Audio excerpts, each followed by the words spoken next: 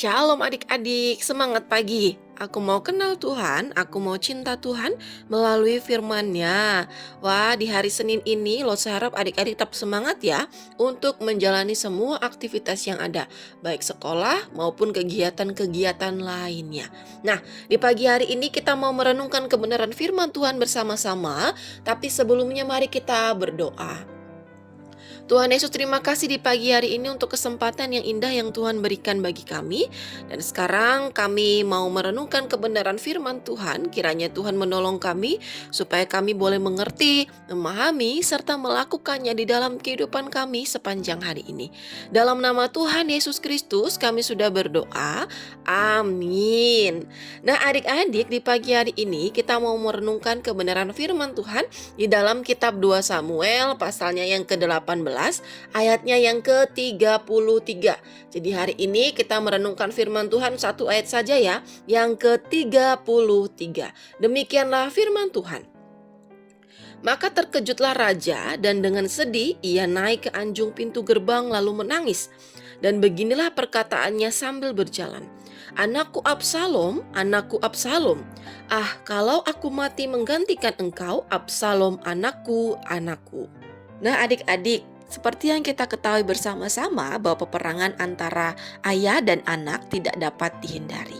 Pada waktu itu ketika tentara Raja Daud ini hendak berperang melawan Absalom, maka Raja Daud ini memberikan pesan kepada mereka supaya mereka ini tidak membunuh Absalom, melainkan membawa pulang atau membawa kembali Absalom hidup-hidup.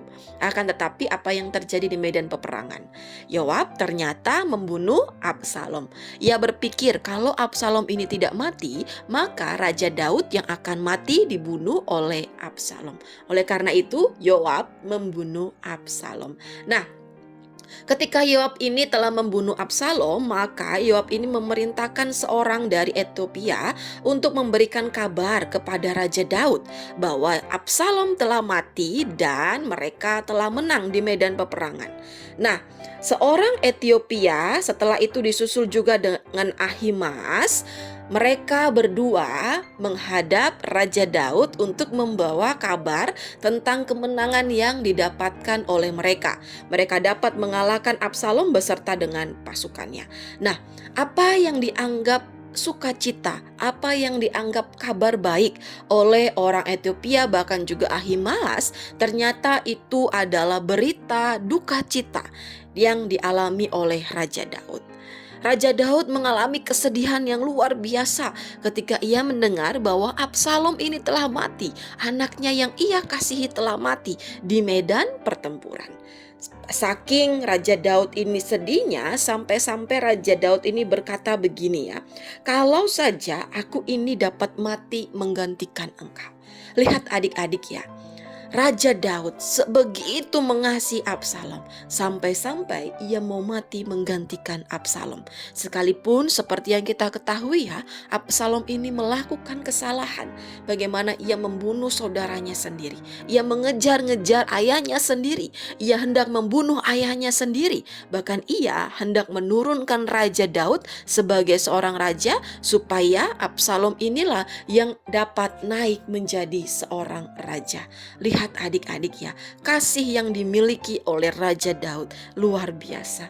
Ia mengasihi Absalom sekalipun ia melakukan kesalahan. Nah adik-adik, demikian juga dengan mama papa kita ya. Mama papa kita begitu mengasihi kita sekalipun kita ini melakukan banyak kesalahan. Sekalipun kita ini tidak mau dengar-dengaran dengan kata-kata orang tua. Sekalipun kita ini kalau disuruh sering tidak mau. Sekalipun kita ini suka berbohong kepada orang tua kita. Katanya sudah ngerjain PR, ternyata belum dikerjain PR-nya. Sekalipun kita ini tidak menghargai orang tua kita. Tetapi ingat, papa mama kita tetap mengasihi kita. Buktinya apa Lause? Buktinya kita masih tinggal di rumah beserta dengan mama papa kita. Kita juga masih sekolah dengan baik. Kita masih makan masakan orang tua kita. Kita juga masih memakai baju yang disediakan orang tua kita.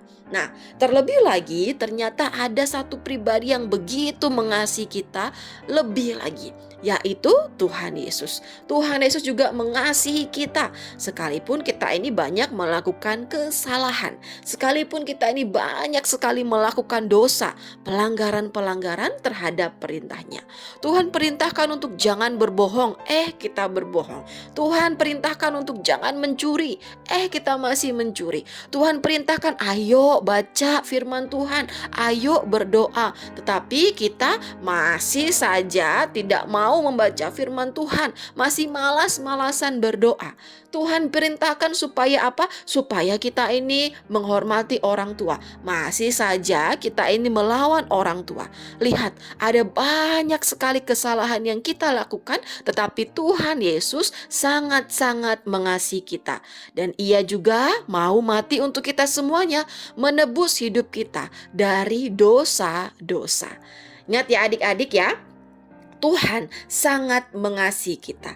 Oleh karena itu, kita pun juga jadi anak-anak yang harus mengasihi Tuhan ya. Dan wujud dari kasih kita kepada Tuhan yaitu dengan cara menaati perintahnya. Ingat, kalau kita mengasihi Tuhan, kita harus menaati perintahnya. Amin untuk kebenaran firman Tuhan di pagi hari ini. Mari kita berdoa. Tuhan Yesus, terima kasih untuk kebenaran firman-Mu di pagi hari ini yang mengingatkan kami untuk kami boleh mengasihi Tuhan. Karena Tuhan terlebih dahulu mengasihi kami. Kami banyak memiliki kesalahan-kesalahan, kami banyak memiliki dosa-dosa, pelanggaran-pelanggaran yang kami lakukan, tetapi Engkau tetap mengasihi kami. Oleh karena itu, tolonglah kami semuanya ya Tuhan, supaya kami boleh menjadi anak-anak yang terus mengasihi Tuhan, terus menaati apa yang menjadi perintah Tuhan di dalam kehidupan kami sejak kami masih kecil. Dalam nama Tuhan Yesus Kristus kami sudah berdoa, amin. Nah adik-adik, sekian dulu renungan firman Tuhan di pagi hari ini ya. Sampai ketemu di dalam renungan-renungan harian selanjutnya. Dadah adik-adik.